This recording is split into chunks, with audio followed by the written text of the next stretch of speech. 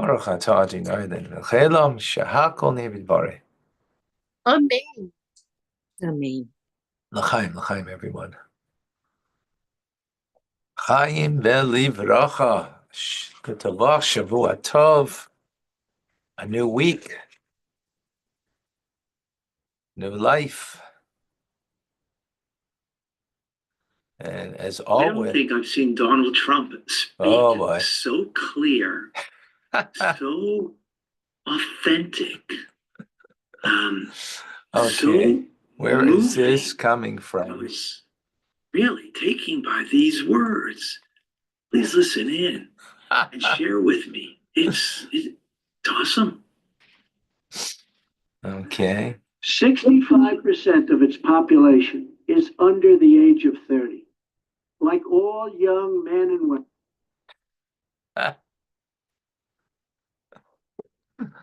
All right, l'chaim. All right.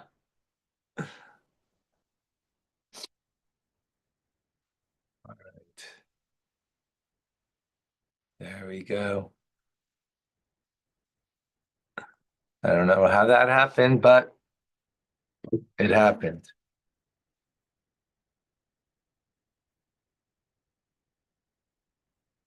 So, new week, new life. And of course, life begins with Torah, giving us life. So let's get right into the Parsha.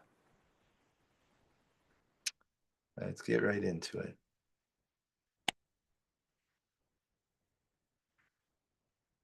Last week we came from something very awesome, the giving of the Torah, 10 Commandments on Mount Sinai. Oh, does that?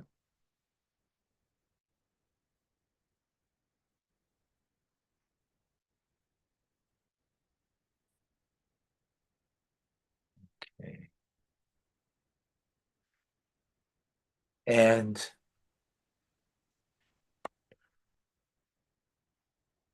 we're going to learn today something that we're going to see that's it's somewhat disjointed, the way we would look at the narrative.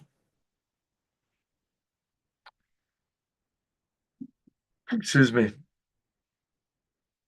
We're going to see that how Torah tells us the story of Matan Torah, of the giving of the Torah, that it is not in one chapter, not in one place.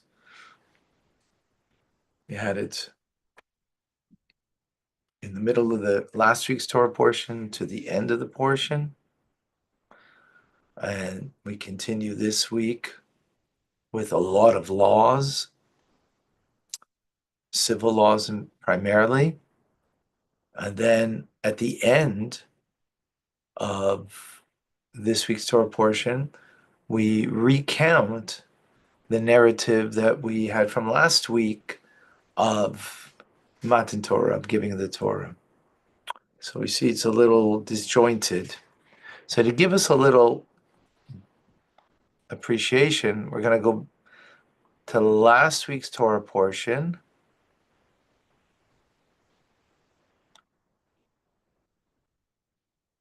Okay. And then from there,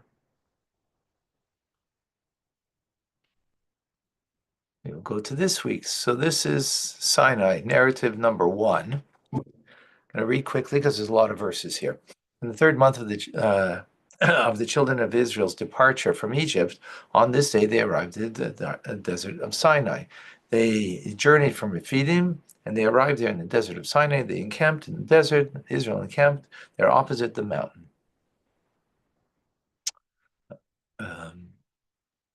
Verse number 4, you have seen what I did to the Egyptians and how I bore you on eagle's wings, and I brought you to me. And now, if you obey me and keep my commandment, you shall be a treasure out of all peoples, for mine is the entire earth. And you shall be a kingdom of princes and a holy nation. These are the words that you shall speak to the children of Israel. So God is saying this to Moshe to give over to the Jewish people. Moshe came and summoned the elders of Israel and placed them before them all of these words that God had commanded him. And all the people replied in unison and said, all that God has spoken we shall do. And Moshe took the words of the people back to God. And God said to Moshe, behold, I am coming to you in the thickness of a cloud in order that the people should hear when I speak to you, and that they will also believe in you forever. And Moshe relayed the words of the people to God. And God said to Moshe, go to the people and prepare them today and tomorrow, and they shall wash their garments, and they shall be prepared on the for the third day. For on the third day, God will descend before the eyes of the people upon Mount Sinai. And you shall set boundaries for the people around, saying, beware of ascending the mountain or touching its edge. Whoever touches the mountain shall surely be put to death. No hand shall touch it, for he shall be stoned or cast down, whether man or beast, he shall not live. When the ram's horn sounds a long drawn-out blast, they may ascend the mountain. So Moshe descended from the mountain to the people and prepared the people, and they had washed their garments. He said to the people, be ready for 3 days, do not go near a woman, meaning having marital relations. It came to pass on the third day, it was morning, that there was thunderclaps and lightning flashes, and a thick cloud was upon the mountain, and the very powerful blast of the shofar, and the entire nation that was in the camp shuddered. God descended upon Mount Sinai to the peak of the mountains, and God summoned Moshe to the peak of the mountains, and Moshe ascended. That was a lot, right? Then the narrative continues. Last week, right? The narrative continues with the 10 Commandments and the people's reaction. And then also concludes, right? The 10 Commandments, this is in the 6th of the 7th Aliyah. Here we have 10 Commandments, and God spoke all these words to respond. I am God, your God, who took you out of the land of Egypt, which we spoke about last week, out of the house of bondage. And all the people saw the voices. And so now it's skipping. Those are the 2 commandments they heard, right? And then skipping to verse 14 at the end of the Torah portion, and all the people saw the voices. This is the 7th Aliyah, and the torches, the sound of the shofar, the smoking mountain, and the people saw and trembled, so they stood from afar. And the people remained far off, but Moshe drew near to the opaque darkness where God was. God said to Moshe, so shall you say to the children of Israel that you have seen that from the heavens I have spoken with you. You shall not make images of anything that is with me, gods of silver or gods of gold. You shall not make for yourself. An altar of earth you shall make for me, and you shall slaughter beside it your burnt offerings and peace offerings, your sheep and cattle. Wherever I allow my name to be mentioned, I will come to bless you. That ends last week's Torah portion right here. Chapter 21, this week's Torah portion, begins Mishpatim, right? Which, as we mentioned, the primary motif of the parsha are laws, civil laws about damages, other laws of Jewish life cycle, calendar year. That's for the next 3 chapters. For the next 3 chapters, chapters 21, 22, 23. Chapter 23 concludes with divine blessing and protection if the Jewish people adhere to God's commandments. But then, all of a sudden, and this is in the 7th Aliyah, at the end of this week's Torah portion, chapter 24, we return to the story of Matan Torah, of the giving of the Torah, the narrative, right? The whole Torah portion is speaking about laws and the fulfillment of those laws. Now we go back to the narrative, the giving of the Torah. And again, we read how Moshe relayed God's words to the people, securing their commitment to observe the mitzvahs, and then ascending the mountain. So the account overlaps chapter 24 with chapter 19, but gives some more details. So let's take a look. Okay, so we have over here in last week's Torah portion, right? The events leading up to Matan Torah, the giving of the Torah, divine revelation at Sinai, God's caution against any idols to represent God. Beginning of this week's Torah portion, laws regarding damages and Jewish calendar, God's promise and blessing, protection of the people to adhere God's commandments. And now finally, at the end of the second narrative of Sinai, the events leading up to Matan Torah, Moshe relaying God's words to the people, the Jewish people, their commitment to observe mitzvahs, and then Moshe ascends. Let us see it in the words. Okay? And to Moshe, God said, come up. Come up to God. You and Aaron, Nadav and Avihu, and the 70 elders of Israel, and prostrate yourselves from afar. And Moshe alone shall approach God, but they shall not approach, and the people shall not ascend with him. So Moshe came and told the people all the words of God, and all of the ordinances, and all of the people answered in unison, and they said, all of the words that God has spoken, we will do. And Moshe wrote all the words of God, and he arose early in the morning and built an altar at the foot of the mountain and 12 monuments for the 12 tribes of Israel. And he sent the youths of the children of Israel, and they offered up burnt offerings and they slaughtered peace offerings to God, bulls.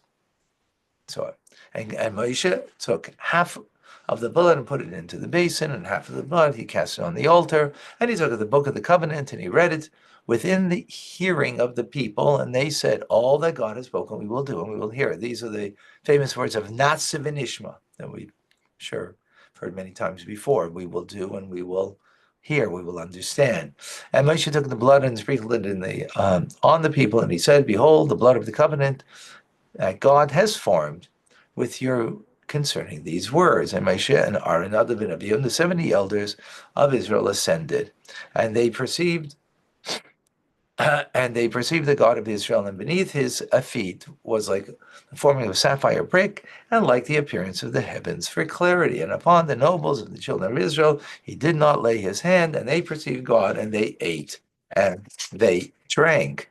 And continues then, and God said to Moshe, come up with me to the mountain and remain there, and I will give you the stone tablets and the laws of the commandments which I have written to instruct them. So Moshe and Joshua his servant arose, and Moshe ascended to the mount of God, and to the elders he said, wait for us here until we return to you, and here Aaron and Hur are with you. Whoever has a case, let him go to them. And Moshe went up the mountain, and the cloud covered the mountain, and Moshe came within the cloud, and he went up the mountain, and Moshe was upon the mountain 40 days and 40 nights. That's the end of Parshas Mishpatim. Then the next 7 chapters, which are Parshas Truma and Tzitzava, and the beginning of Kisisa, detail the instructions of the construction of the Mishkan, the home of God, the tabernacle, as we translate in English, which is about the vessels that were in there, and in Tetzaveh about the garments that the Kohen would wear and the Kohen Gadol, the high priest, would wear. And then the Torah goes back to the story of Sinai in chapters 32 and 34 to recount the aftermath of the giving of the Torah. Right? When the people violated God's command, they made a golden calf.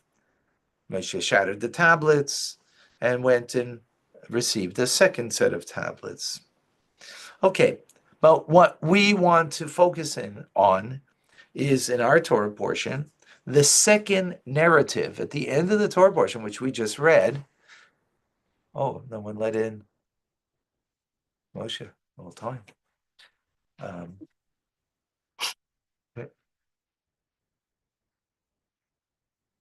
So,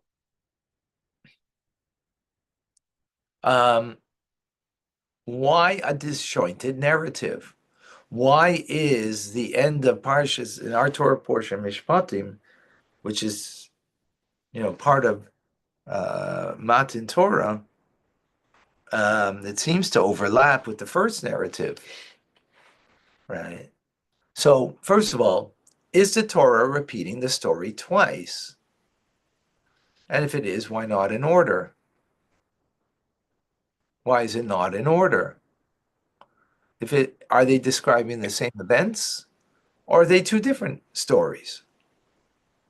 So this is where Rashi, we're going to look at Rashi, dissect Rashi, and what we're going to discover is something that is very an overarching principle or teachings that we will learn from what Rashi tells us. Okay, or at least hinted in his words, if not directly. So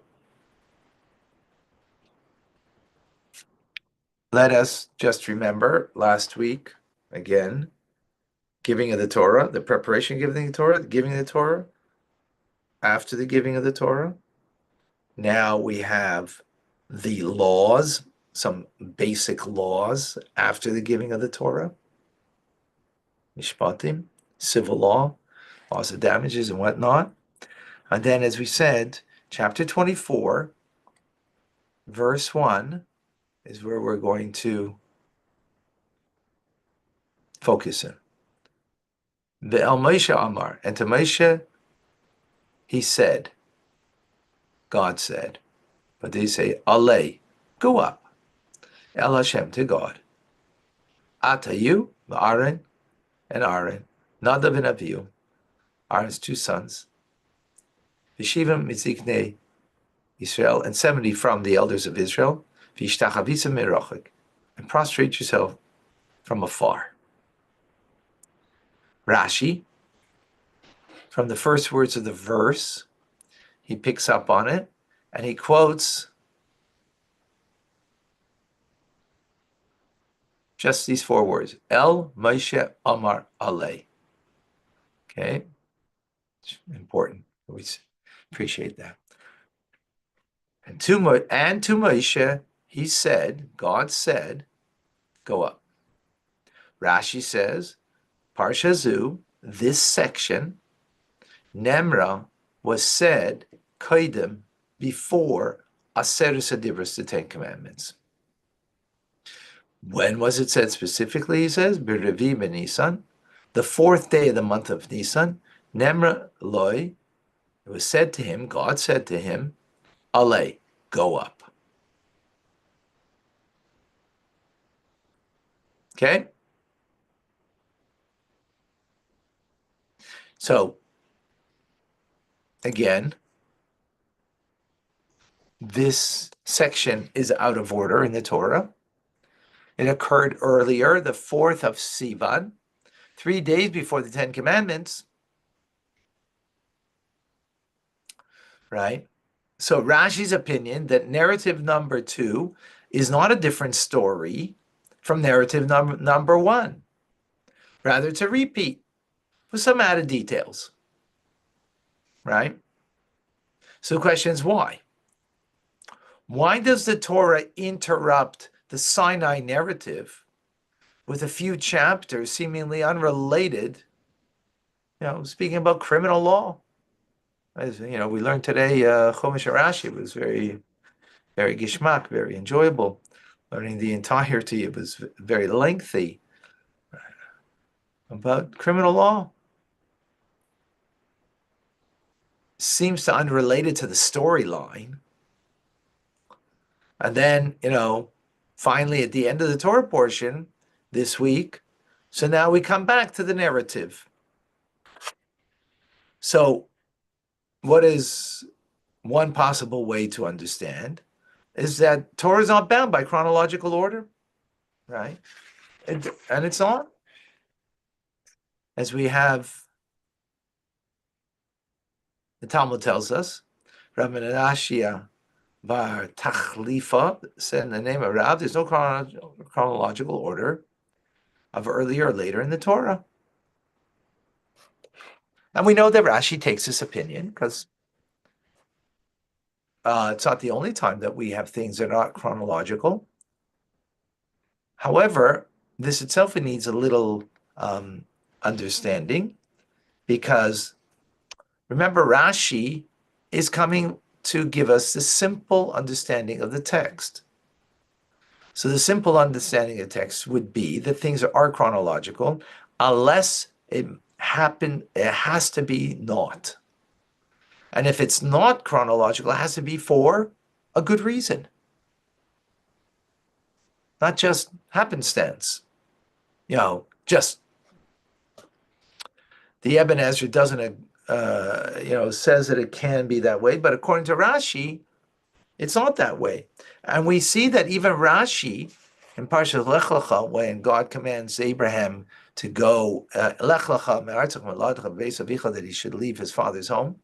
He was 75 years old. And in the previous Torah portion, it speaks about the death of Terach. Well, Terach, his father, did not die until he left his home. Many years later, he passed away, Terach, Avram's father. So Rashi's bothered why in the previous Torah portion it speaks about his death when Avram left his father's home, he was still alive. So Rashi gives an explanation why the Torah is not chronological, but he asks the question and he gives the answer. Here he doesn't ask the question of why it's not chronological.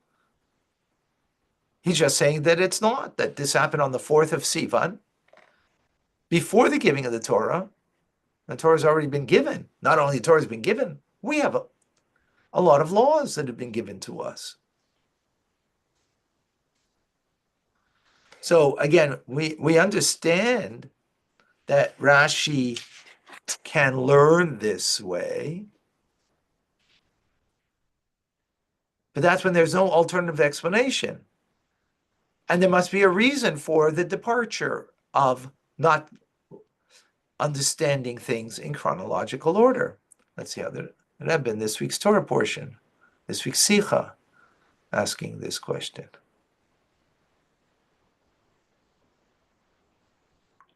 Okay, where are we here?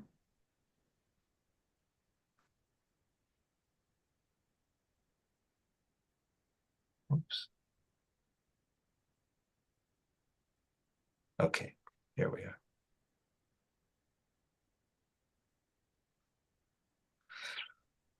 Rashi cites the rule that there is no chronological order of earlier and later in the Torah a number of times. However, it is clear that this principle can only be invoked when there's no alternative explanation, and there must also be a reason for this departure. In our case, we need to explain. The section beginning "and to Moshe God said, come up," was actually said on the 4th of Sivan before the 10 Commandments. Why then does it appear only at the end of Parshas Mishpatim, out of its place? So why is it out of its place? Rashi's is seemingly not giving us an explanation. Furthermore,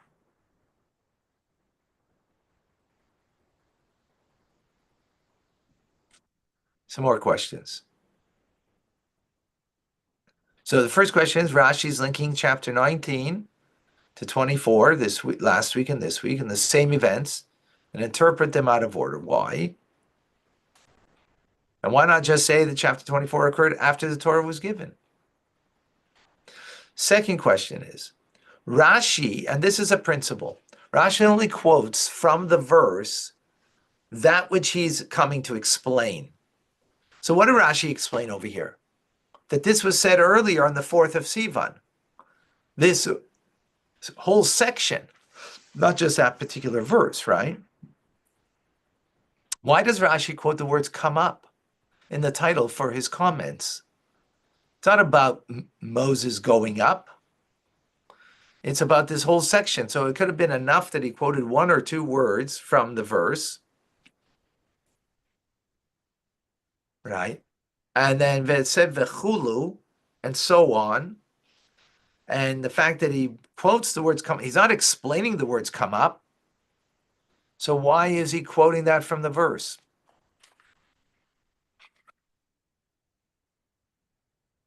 Right? Because there's 4 words he's quoting. The last word is "come up." The first word, "and to Moshe, he said." So he could have said "and to Moshe," etc. Right? So we know that this section is in reference to it. But no, he says, and to Moshe, he said, come up. He's not explaining come up. He's explaining that this is out of place. So why is he quoting that from the verse? Third question is, and Rashi is using another principle in Rashi, is not to use an unusual language. Why does Rashi say in the section that is stated before the Ten Commandments? Would it have been better to use a broader, more accurate term, such as the giving of the Torah? Ten Commandments is only a part of the narrative. What is the entirety of this narrative that we started last week? The giving of the Torah. So there's a preparation for the giving of the Torah. There is the giving of the Torah. There's the aftermath of giving the Torah, right? That's a more broader term than specifically using the term Ten Commandments. That's a much more narrower term, right? Which, why is Rashi, like, you say, okay, what's a big deal? 10 Commandments, giving the Torah, it's 6 of these, half a dozen of those. It sounds like it could be. As we will see, it's not very precise. Are the questions clear? Are these 3 questions clear? Does anybody have an issue here that they're not catching?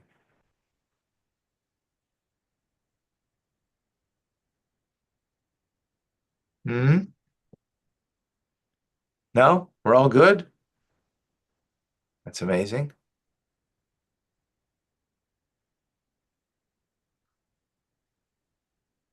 All right. Beautiful.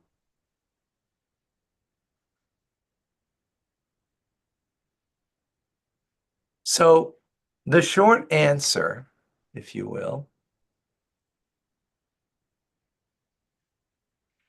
is that while these 2 chapters describe the same events, with some nuance of a difference, they're actually telling 2 completely different stories. Right? By the way, on a human level, we've had that. Have you ever gone with another person to an event? You went to the same event, and each one of you had a different story to tell afterwards. Right? You experienced it differently. So here we're talking about 2 different stories that are happening at Mount Sinai. Now, it might sound confusing, but let's explain. There's a storyline that's from on top of the mountain, if you will, from God's viewpoint, from God and what he is, if you will, doing or engaged in. And then there is from the bottom of the mountain, we, the people, the Jewish people, from our perspective. Which track is the real one? They're both real. They're both true, right? What's the first track? What's the first point? Is that God is giving us from above, from him, a part of him, his divine wisdom, his divine will. And in that divine will, and divine wisdom is a manual for life with lots of information, with guidance on how to lead your life and the values that a person needs to have to lead a Jewish life. That's the first track, last week's Torah portion. Then comes the end of this week's Torah portion, not the beginning. And we'll put it all into place, right? And then it's about from below to above. It's about how we forge the relationship,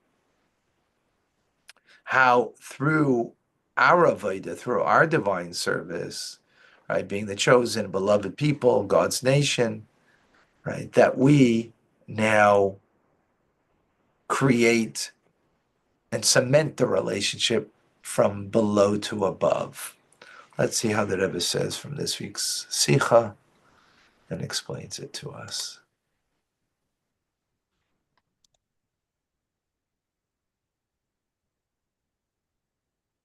Oops. So the giving of Torah achieved two objectives. First, God gave the Jewish people the commandments and the laws of the Torah. That's the first thing, from above. Second, through receiving the Torah, now it's about us, the recipients. First, there's the giver. Then there's us, the recipient. We become God's servants, as the verse states, and you shall serve God on this mountain. So two different objectives, or if you will, two different stories, and right, are reflected in two different narratives of the giving of the Torah. The first narrative last week and the second narrative this week. The first one focuses on the Jewish people, on even in what the Jewish people are doing, if you recall. If we go back to the first text, so what was the emphasis? Even in the preparation, it's in a preparation for what God's going to do. So in the preparation, we had to fence off, guard the mountain. Don't get too close because it's going to be an awesome experience. So even in our engagement, it's not really so much about us, it's about what God's, what's going to happen. And therefore, you have to go to the mikvah, don't have relations with your wives. That's all a prep so you can be a vehicle, whatever is coming from on high, right? Then what happens? Then God gives us actual commandments at Sinai. He gives us 10 commandments. And he's very clear about the end of the Torah portion about idol worship. So what do we have? Everything that's coming from on high. Yes, obviously there's our part in it, but our part is not so much in our divine service, but just to be a recipient of that which God is going to give us from on high. And accordingly, the beginning of this Torah portion continues that narrative. The beginning, civil and criminal laws. It's not an interruption from last week. It's a perfect continuation of God's law, instructing us on how to live our lives, the do's and the don'ts. And do's and the don'ts, not just of, spiritual do's and don'ts, but even, nitty gritty of human stuff. That concludes story number 1. Then chapter 24, the end of this week's Torah portion, the last Aliyah, the story number 2 begins. The events of this chapter, it's the same event as chapter 19, but it's a different story. The focus is about a relationship between us and God. It's about the covenant that God makes with us. And therefore, we forge a covenant. It speaks about the covenant. It speaks about the Jewish people making a collective commitment. Nasa v'nishma, the famous words, we will do and we will hear. And then it's about our sacrifices that we're bringing to cement the relationship, the covenant. It's about us. So there aren't really specific laws here that are coming from on high, right? That's not what it's about. It's about the relationship that we have with God, as the Rebbe says.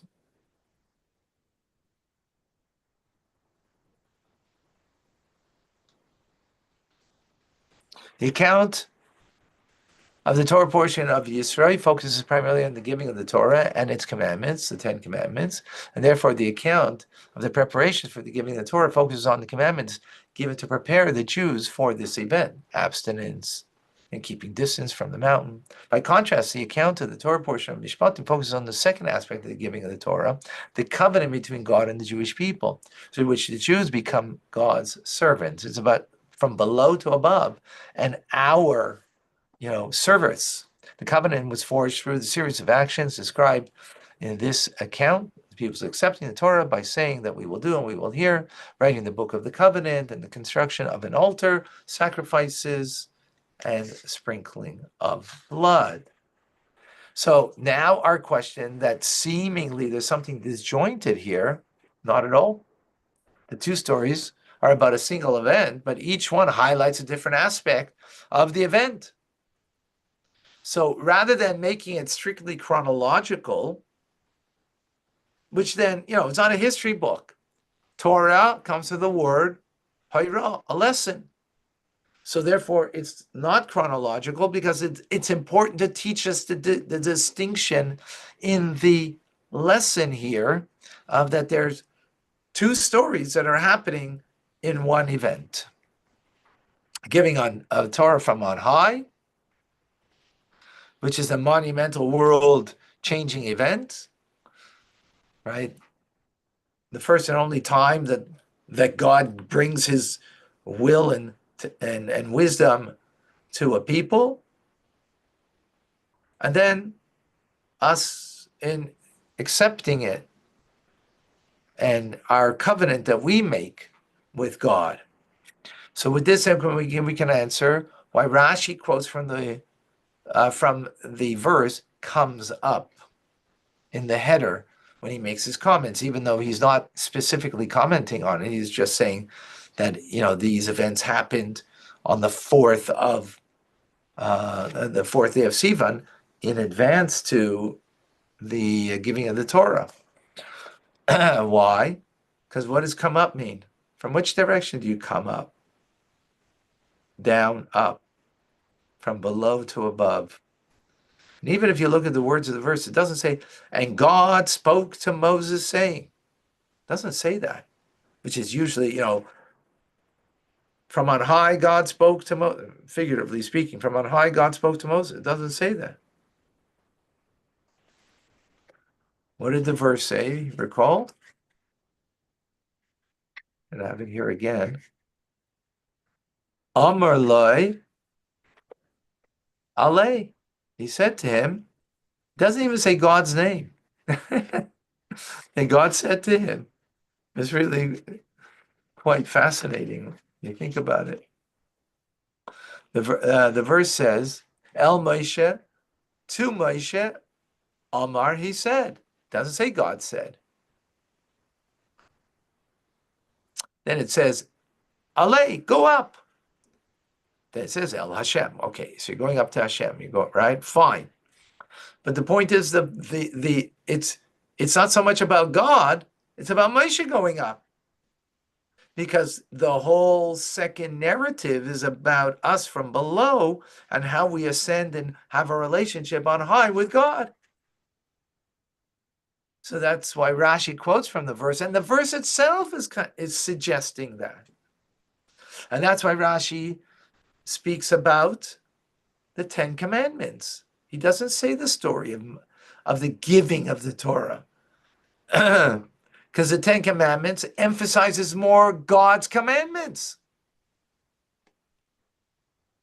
It's more of an emphasis of the law. God is the lawgiver.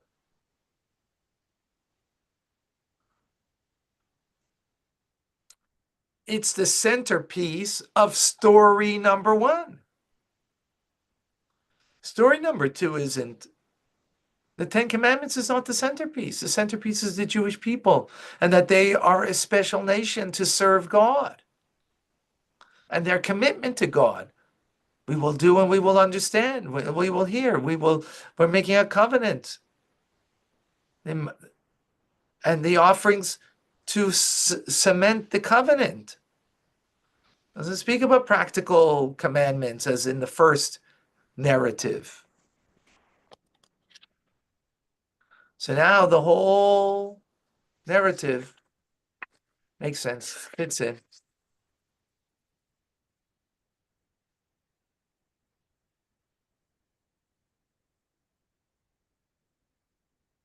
Anybody have any questions on this before we go further? Is it clear, first of all? That's most important. Yeah, it's clear?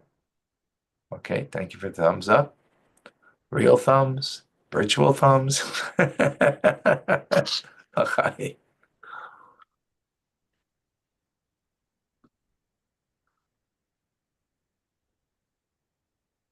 So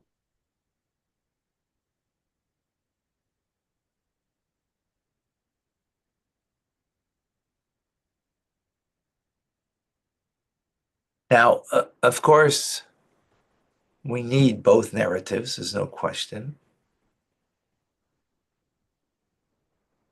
But which one is more significant, the first or the second? You can't have one without the other, there's no question. Why? Because you can't have a relationship with God, which the second narrative is emphasizing, without God first coming down from above to have the relationship. Which this, by the way, we understand that even by the giving of the Torah at Mount Sinai, it says God came down the mountain and Moses went up the mountain. Right? You know, you could ask the question. You know, Moses is 80 years old at that time. Why wouldn't God go all the way down? Why do you have to make it so difficult for Moses that he has to go up the mountain? Right? God, come down a little further. It's easier for you than for him. Or you could ask the question the other way. Moses, come on, honor God. Go all the way up to the top of the mountain. Why are you only going halfway? It's because even in that story is already showing us that we need both directions. We need God from above, and he has to start, though. As God says, Ani Amaschel, I will begin. Moses only came up after him, for he was there first. If you remember last week, we noted that when we learned Chumash Rashi. God came down first. He was kind of waiting for him. But how's that? Because to have a relationship with God is not possible unless God first comes down and says, I want a relationship with you. That's why other faiths and religions don't really have a full sense of a relationship. Why? Because God's infinite and we're finite. How can we have? Now, there's a recognition that God is God and he's creator and he's almighty, and I could be just obliterated just like that, right? God can do whatever he wants with me. So therefore we have to come on to God. I'm needy of God. So we're needy people. And out of my neediness, I have to come on to God. And that's every other nation, every other human being. That's how they're going to see God, right? In the best of circumstances, I need God in my life. But God is infinite. So what I need is because I need things from him. I need health. I need wealth. I need, whatever it is.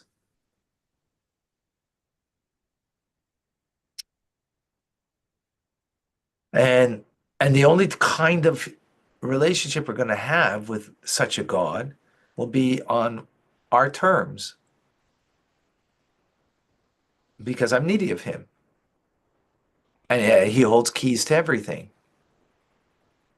So therefore I want to have a good place in the world to come. I want to have a good place in this world. I want to have good health in this world. Well, I got to pray to him. He's going to, and so on and so forth, right? Because after all, God is so far removed. But now God last week came down to the Jewish people at Mount Sinai, and he says, no.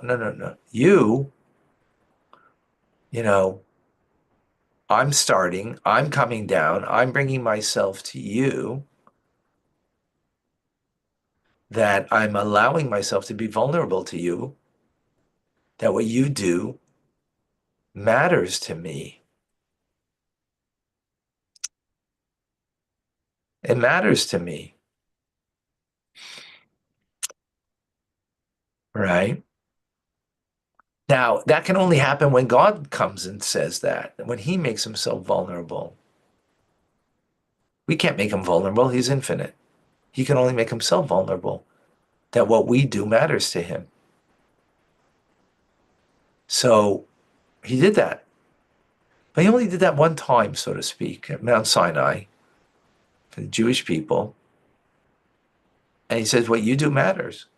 So now comes our part. Oh, we're in it. We will do, and then we will hear and understand what you want from us. We're in this relationship long term.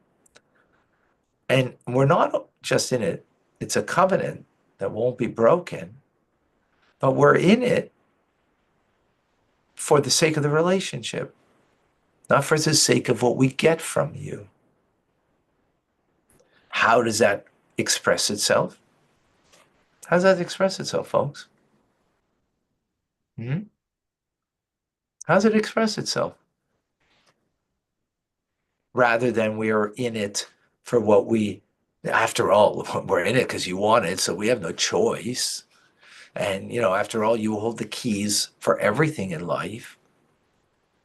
So what choice do I have? Right?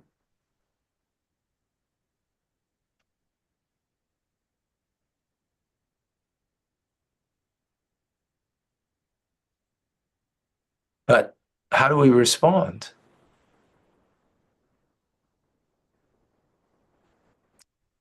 We're in it for your sake. Well, that's the next Torah portion right after this. Truma, that we're going to make a home for God in this world. I will make a sanctuary. We will make a sanctuary and God will dwell in it. That we're here to make a dwelling place for God in this world, that God should be, so to speak, comfortable, if you will, right? That the physical world, and therefore those are the mitzvahs that we do with the physical world, that we make God comfortable in this world. Whether it's through the act of charity, whether it's an act of loving kindness, whether it's putting on tefillin with a physical object, whether it's lighting Shabbos candles, whatever it is, we're in it for your sake, for what we can do for you, not merely what we get for ourselves out of it. We're not in it for getting to the world to come. We're not in it so we can have a better life. Not to say that we're not going to have those things, but that's not what we're reciprocating when we come back. God made himself vulnerable to us, that he says, I want you. It matters to me what you think, what you say, what you do.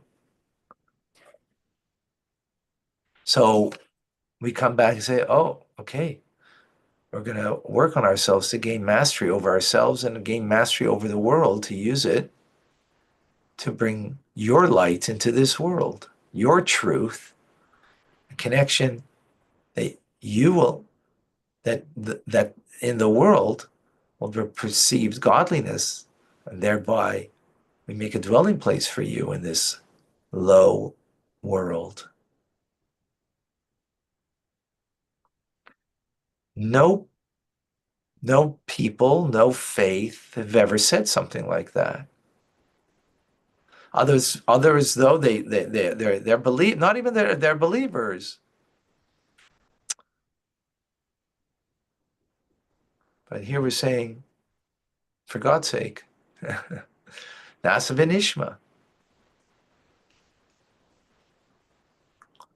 So even though Sinai, it began it all and begins with God, but that was a one-time revelation. And now we have an ongoing mission, day in, day out, of making this home for God. So this week's Torah portion takes it to the next level, and in particular, the second narrative, right? The second storyline of the same event, but a different kvetch, if you will, a different perspective about how we accept and move forward with the mission wholeheartedly. And that's the amazing thing.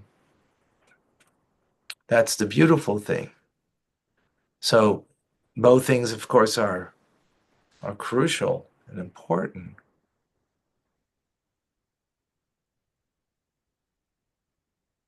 So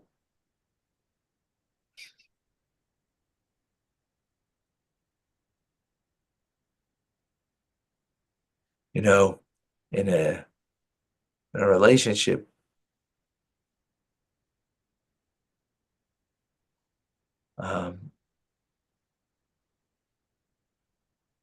so you first, guy goes out with someone, a girl, and they both are enamored with each other, which is beautiful. They're dazzled.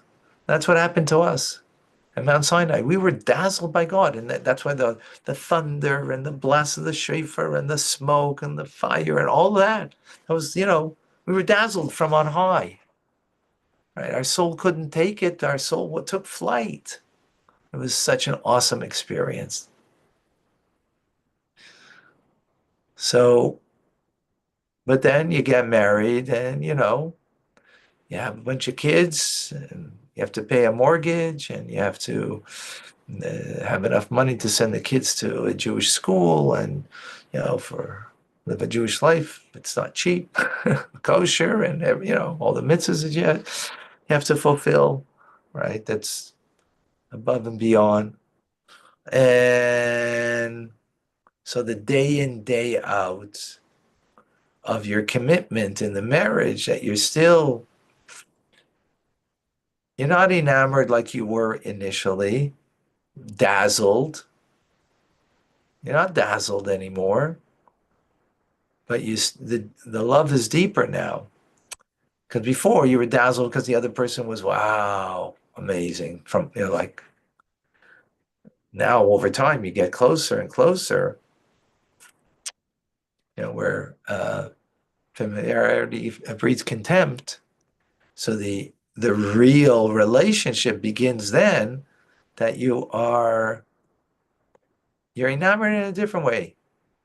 Through your working on it, you're enamored. Because you choose to see the good in your spouse.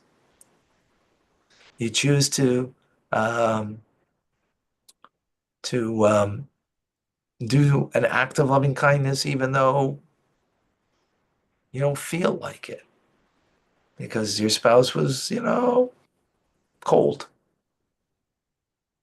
Right? As Rabbi Manis Friedman gives beautifully. God came to us at Mount Sinai, like the bride came, and he said, wait a moment, I'm coming back. And the bride didn't come back. I'm not the bride, the groom, rather, right? But the bride is still there. The soup got cold, and we're still there. That's a much greater achievement than that God came down the mountain.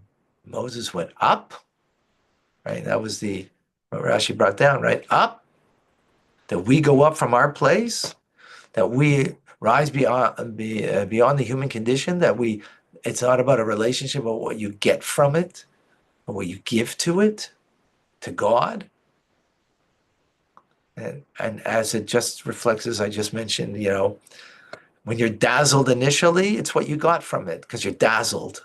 So you're enamored. Oh, I'm in love. That's puppy love. But after years and years, and there might be coldness, the soup's cold, and you're still enamored? Whoa, that's from within. That's our effort climbing up the mountain. That is extremely dear to God Almighty. That's where we're at. What we're doing, especially and our dark generation after a Holocaust, after October 7, and the Jewish people are still warm and still enamored with being Jewish and making a home for God to do a mitzvah, and are seeking more mitzvahs to do.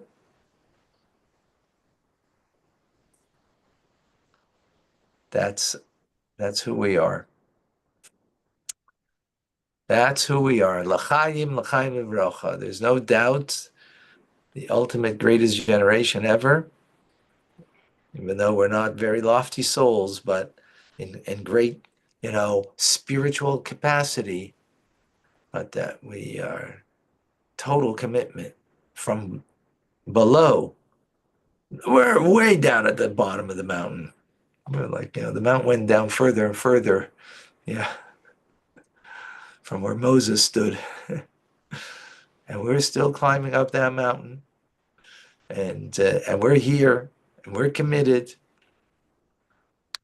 An unbelievable statement of what God's people are. L'chaim. L'chaim, Rabbi.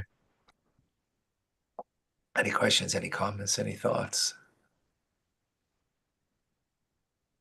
It's just fascinating. Baruch Hashem. Yeah. It beats the snow. Yes, for sure it does. Even playing in the snow. One of my kids, he said, lives in a nice warm climate, He said, "Oh, I hated the snow as a kid." I said, I don't know. I don't believe that. I think because you're sitting in the warm weather now, so you look back, no. A kid is a kid, they're able to, whatever it is, snow. Yeah, you grow up, you're adults, and snow becomes almost an issue. Yeah. But it's no issue because we have Torah and mitzvahs. We have, as we just learned, we have our connection and relationship with Hashem, that everything we do matters. And